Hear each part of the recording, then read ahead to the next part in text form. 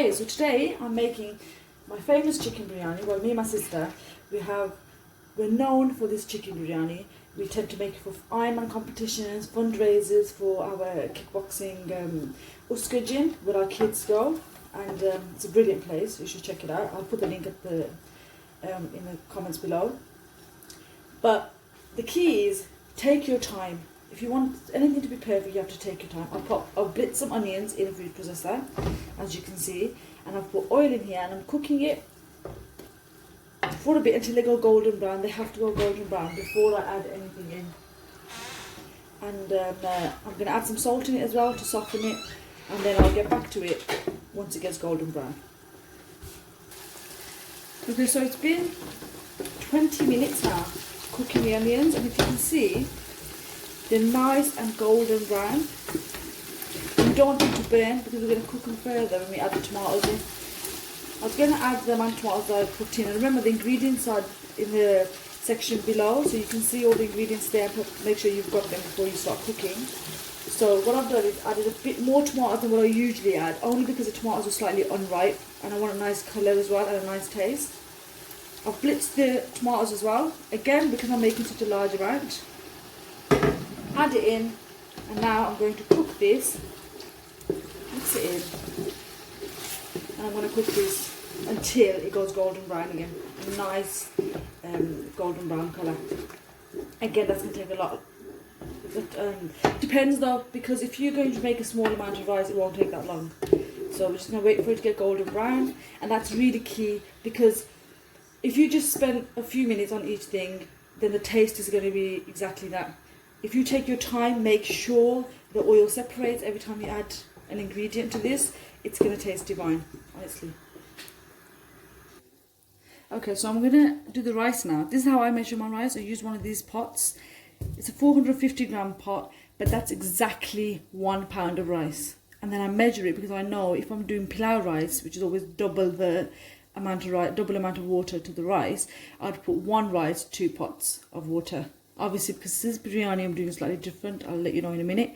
But just to tell you how I measure it. And yeah, so it also tells me, because I measured this before, measuring that with water comes up to about 500 millilitres of water. So it tells me exactly how much water I need. Again, these ratios I'll put in the bottom. And once you know them, you'll be able to do it every time. Okay, so to make the perfect biryani, you have to prepare the rice the best. Okay, so there is a preparation. I've got 3 pounds of rice here, and what I'm going to do first, add some water to it and thoroughly wash it. Obviously I've washed my hands already. Nicely rub it in there. You see the water getting steamy. Nicely wash it. Once I wash it through, I can drain it out a little bit. Obviously make sure the rice isn't falling. And then I'm going to fill it up again. I'm going to leave it like this soaking. Sorry, the water's there. I'm going to leave it like this soaking for at least an hour at least, or more. The more the better really, while I'm preparing the... So I did this when I added the tomatoes in, because the chicken's still got to go, it's quite a long time yet.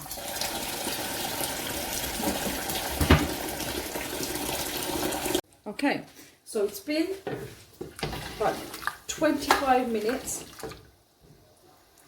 And look, if you can see, or hopefully you can see, it's a nice golden brown, and the oil has definitely separated. And you know when it sticks to the pan, I was mixing this every 3 or 4 minutes, but that just gives it extra flavour. I like the pan that with everything sticking to the pan.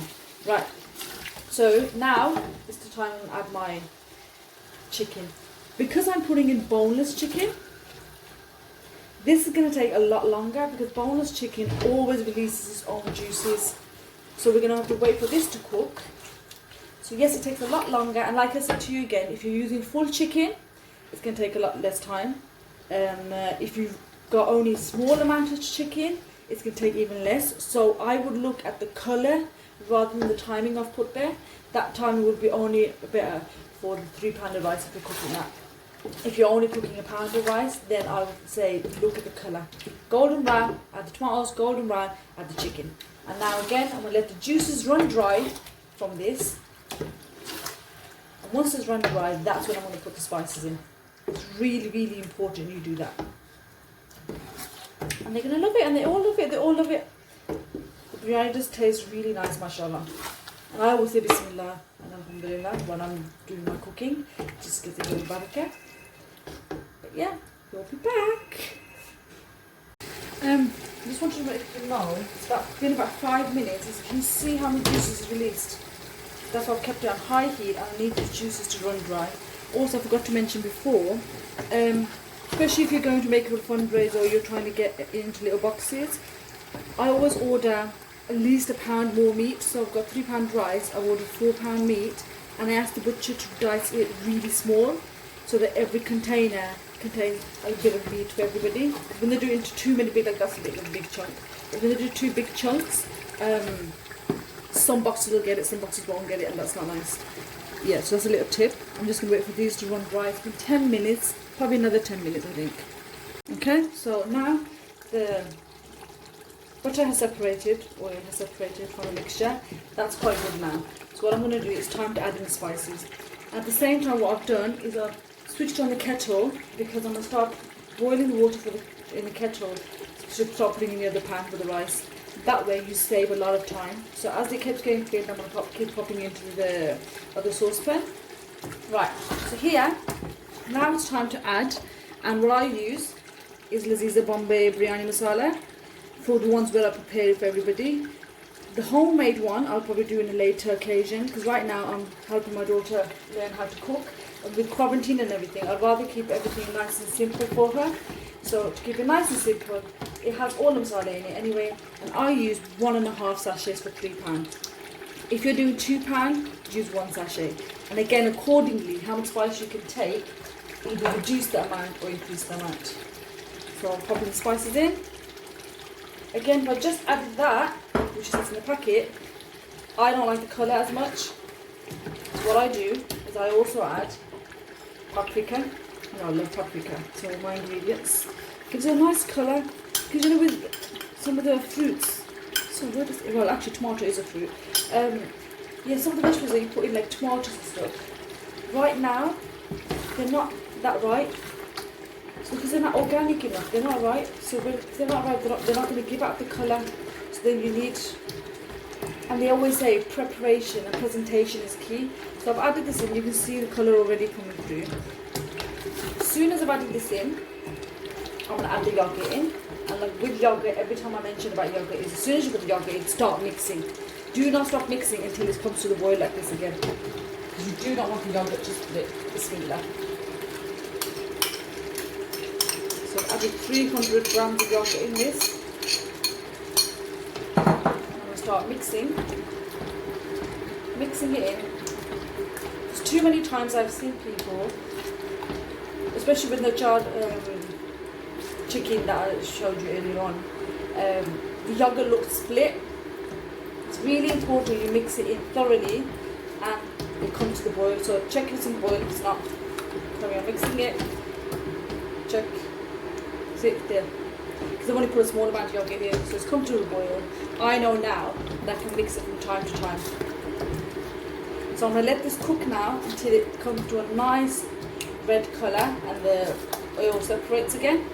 And then I'll know it's ready and I can put it aside. What I'm going to do now is start filling the pan up with water. So I'll see you in a bit. Oh, by the way, I forgot to tell you, that took about 20 to 25 minutes for the juices to run dry. If it was a full chicken, it would have taken a lot less. Okay, so it's been 10-15 minutes cooking that through. And the colour's perfect. That's perfect. I can put that aside now and start working on the rice. Because I've put a bit of water in already, it's not going to take that much time. Put it aside, prepare the rice, and then I'll layer it later. I forgot to add, you know when I put the masala in and the yogurt in, you can actually add potatoes in and cook it for 10 to 15 minutes.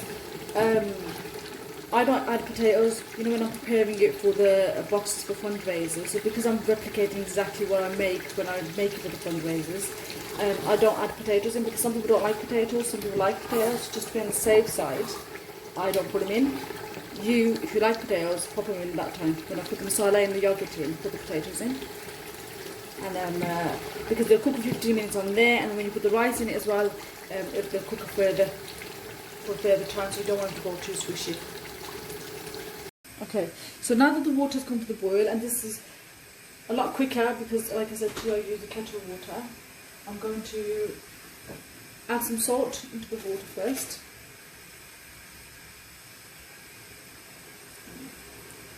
So, again, I have washed my hands. And then I'll drain the rice.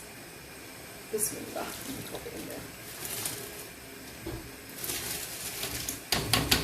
What I've done is I've transferred the water into a bigger pan. This pan can withhold about 6 pounds of rice, and I'm only putting 3 pounds in there because I like the rice to have enough space. Now here, my rice is always nice and fluffy, and there's a reason for that. A few tips I've picked up along the way. So I'm going to mix the rice through first, bismillah. So we washed it out first, let it soak for an hour, popped in water, and add a little bit of oil to help the rice to stay separate. And not only do I do that, I also add in a few drops of lemon juice. And this all helps the rice to stay apart and nice and fluffy. Now we'll let it come back to the boil, and then I'll put it on a low heat. Some people just put the right amount of water into rice. When it comes to biryani water, I always put in more water and then drain it out. That's just the way I've always done it, and it stays nice and fluffy. But yeah, that's what I have to do now. Wait for it. You also, my sister does this, add a few spices inside the water, like long and stuff like that, and you can put it inside here. I'm not doing that because there's enough spices in the Laziza box, and so then it'll make it too hot. Yeah, too garam hot. But yeah, so I leave it like this, it's fine. So once it's come to the boil, I'm just gonna put it on a lower heat and cover it. Okay, so now I've drained out the rice, and I'm gonna go and get the salan or the curry.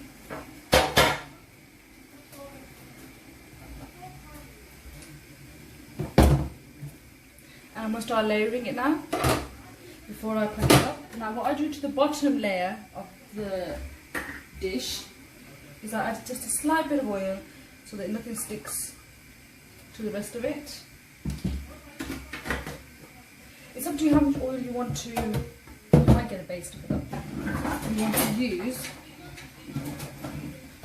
I'll baste it so the oil goes everywhere. Yeah, it's up to you how much oil you use. You can use less oil, just means you have to cook it on a lower heat for a long amount of time. So then I'm going to put the rice in. Okay, so now I've laid it up. I'll use one of these ladles, and I'm going to add in the masala to it. A little bit, and then I'm going to spread it up a bit. This might look a bit less because it's a big dish and I'm only putting 3 pounds in it, but I like the rice to have a little bit of space in. So just putting it here, and then once I've done that, I'm just gonna put a bit more rice on top. Bismillah. You can shake it a bit. Obviously, you can use the thing if you're new. I know how much I'm gonna pop on there, and then I can spread it out. And I'm gonna carry on doing this until I get to the top, a little bit at a time. Okay, so now I've laid it up, I can, what I do, just like a little mixed red and orange, well, red and yellow to make orange, and I just make this nice little pattern. That's really nice actually. A little warm water. Just because so that way it just colours some of the rice. Any bits that are going to stay too white. You can use saffron, that's nice, so a bit expensive, but let's just make a little ring. And then here, I'm going to pop it in the oven. But if you're going to leave it on the stove, you could actually cover it with 2 curry bags like I told you before. And then it'll give you the same effect of putting it into an oven. It'll give you the same amount of steam. So what I'm going to do is now cover this and put it into the oven for about 5 minutes on either side. Because the rice, I boil it a bit more than partially. So yeah. So it's come out really nice. And the rice are nice and fluffy. Look. So I'm going to leave it like this to cool, and then I'll mix it later on. And I'll show you how I mix it. Okay, so it's done. Okay. Taking a bit out because my mother couldn't resist. I use this to mix it because I do not want it to break. So what I will do, so shaking it, spend time cooling, I'm just taking it like that. I'm flipping it over. Taking it like that. Taking it like that. Flipping it over. When you mix your food colouring, just try your best. I think I made mine slightly too red this time. Less of the red in and more of the yellow, so it's slightly orange. Some of these rice that are coming out a bit darker, like they are orange, but they're a bit dark orange. But when you tend to put more yellow food colouring, you'll get an orange kind of, and that actually looks nice because sometimes when you see those pots of biryani, they have different colours in it. This is what they do, and then that's mixed. Nice and fluffy, beautiful biryani. With the other spoons, it kind of mushes around the spoon, so I found this was the best. Anything that had like a little opening, that's perfect. Alhamdulillah, and please turn on the notification button so you get notification for all my recipes.